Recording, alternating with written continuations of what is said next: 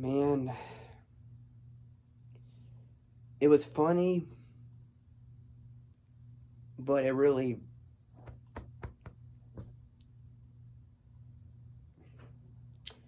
was also emotional at the same time. I mean, there's no words I can say about it, but it really does touches my heart on watching this movie. So, anyway, this is Matthew once again, and yes, folks, I just got back from seeing Ghostbusters Afterlife on the bigger screen.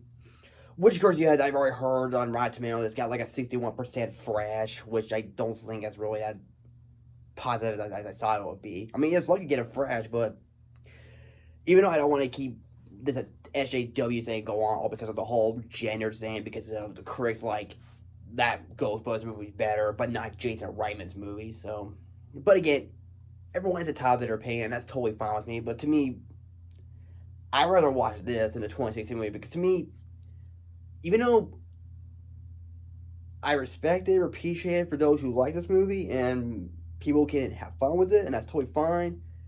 But to me, it was just not really what Ghostbusters was really all about. But when I saw Ghostbusters on a big screen, that's what Ghostbusters really all about. And I'm fine reviewing today just to cap up all the Ghostbusters movies I review. I mean, I review these two movies right here. I love the first movie, which was a classic. The second one I really enjoyed, despite its problems. I know I enjoyed the video game, which I know I have not reviewed at. I'm not a fan of the 2016 movie, but again, I respect your opinion. If you like that film, that's totally fine.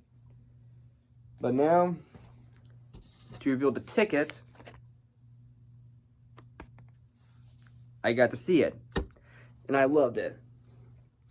And I thought Jason Reitman, since I know he's a very gifted filmmaker, because I know I really like his work for movies like Thank You for Smoking, Juno, and Up in the Air, as well as Young Adult.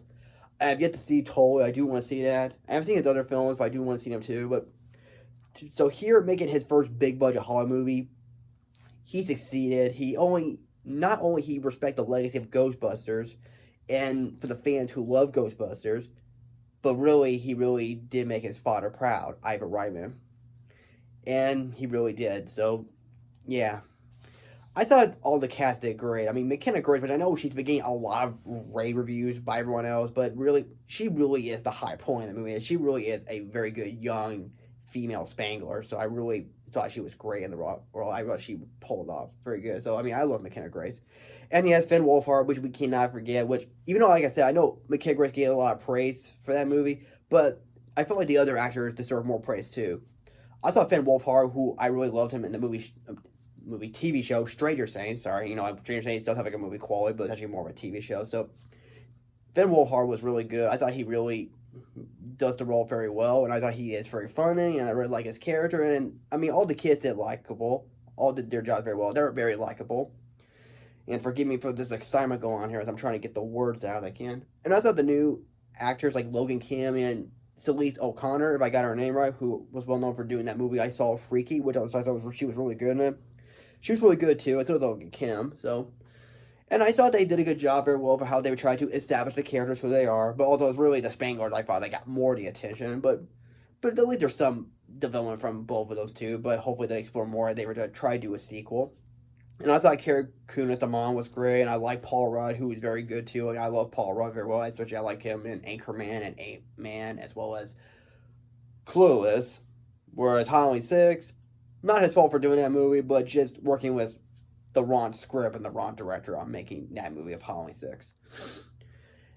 And of course, yeah, you do get some nice nods to the past films, of course. Which, of course, yeah, it's Raise a Cold, which I was cool to see, of course, which eventually shows that this is connected to Ghostbusters 2, despite that, which, no offense, that Del Walker thinks this one retcon Ghostbusters 2, which it didn't, because Raise a Cold does exist in this universe, so Ghostbusters 2 is still canon. And yes, of course, I did see the original cast members, Bill Murray, Dan Aykroyd, Ernie Hudson, and Sigourney Weaver Potts, and it just really shows how much you really miss those people. And I thought that the original three Ghostbusters, they felt like they haven't left the role ever since. You still have the heart, the wise guy, as well as the everyday guy. And of course, yes, I know that Harold Ramis is not in this movie, but even when you watch this movie, I felt like he really does carry an emotional presence for this movie. Even when he's not on screen that much, you could totally feel that he is still part of that group and still part of the Ghostbusters lore. So yeah, and it's also pretty funny. I always actually thought the jokes hit the notes really well. I thought they hit the right notes. Whereas like compared to again to the 2016 movie, that style of comedy doesn't really work. I mean, for Paul's other films, it makes sense. You know, I haven't seen much of Paul's film. I mean, the only film I ever like is Simple Favor. I mean, Spy's okay, but it just wasn't for me. But we look at those films, they make sense. But when he made something like Ghostbusters 2016, it's really not his wheelhouse. But for Jason Reitman here, he really understood what Ghostbusters is all about, as he knows what fans feel about this franchise. Especially, he had a strong personal connection to not only for the franchise himself, but really for his father, Ivan Reitman.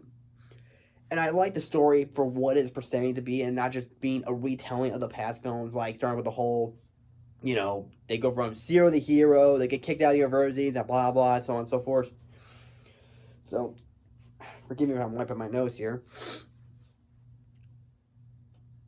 And I thought the climax was pretty good. I really do like the first ghost busting chase scene when they try to chase out this ghost known as the Muncher, which is supposed to be their Slimer, of course. And no, Sally, Slimer's not in this movie, which is kind of surprising. I thought he would be in, but oh well, I guess they probably did what they can. So, the last time you ever saw Slimer was the 2016 movie, which I will say he is one of the best things about that film. And I think, to me, probably should make a Slimer movie instead. And I do like the music by Rob Simpson, who did a movie called Nerve, which he scored, which I thought was a pretty good score. And I thought his music here is really good, where, while he does try and bring his own style to it, but he pretty much gave us the good feel for what Ghostbusters is really about, especially to respect the legacy of Elmer Bernstein, which, of course, his son, Peter Bernstein, does serve as a consultant to the project for how to make the music sound like Ghostbusters. And the movie is very well filmed. The cinematography is spectacular, and every attention to detail by Jason Reitman is really spot on. And while the callbacks are really good, there are some that don't work at all, which I feel like you could at least not put them there. But nevertheless, I really enjoyed the heck out of this movie. So I'm not going to give it any away, but this is just my first viewing in the movie. But if you have not seen Ghostbusters Afterlife, please check it out. I highly recommend it, and I do think it deserves a sequel. Even though I don't know how long that grade rating is going to hold, but from now on, I'm giving Ghostbusters Afterlife an A. It has some issues there, you know, it's not a perfect film, but it's close to being perfect, so I will say this is my favorite Ghostbuster sequel I ever seen, but favorite Ghostbuster movie? Well, that's questionable. But we all know the first one will always be the classic, so from now on, I'm going to see how well that grade rating is going to hold, if it still maintains an A. So, hey, maybe I could say it's my favorite Ghostbusters movie, I really don't know, but for whatever it is, or what my thoughts would be as time goes on, all I know is it's a darn good one. And no pun intended, Bustin' really does make me feel good. So, yeah, that's Ghostbusters Afterlife. And now I just felt complete. I just got caught watching all the Ghostbusters movies. So, I reviewed the first movie, the second movie, the 2016 movie, and now Afterlife. And they will be not on my YouTube channel, but also be on my Ghostbuster film review playlist. So, and feel free to enjoy my playlist of the Ghostbuster movies I reviewed. And let me know what you think of Ghostbusters Afterlife, and what are your thoughts on it, what is your favorite scene, and let me know what you think of this video. Do you like it? Do you not like it? Let me know. Feel free to put your comments down below, and don't forget the subscribe button. Thank you for watching, take care, and remember, if there's something strange in your neighborhood, who are you going to call? Ghostbusters. Thank you, and good night.